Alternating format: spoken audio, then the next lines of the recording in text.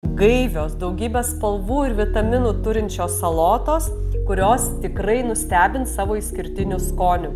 Mangą supjaustote kubeliais, dedate pomidorus supjaustytus, dedate avokadą gerai prinokusį supjaustytą kubeliais, taip pat smulkiai supjaustote mėlynąjį svogūną ir šviežią kalendrą. Jeigu kalendros nemėgstate, galite drąsiai naudoti ir petražoles. Ir apšlakstote alyvuogių aliejumi, balzamiko actu, agavų sirupu, truputį druskos, pipirų pagal skonį ir įspaudžiame citrinos sulčių.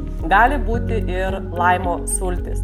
Be galo skanu, išbandyk ir tu. Puikiai tinka šis receptas ir kaip užkandis su tortilijos traškučiais arba kaip garnyras prie vištienos ar žuvies. Neabejoju, tau patiko šis receptas.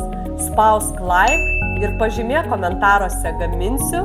Sek Sveikatai palankus LT naujausius receptus ir naujienlaikraštį užsiprenumeruok pats pirmas.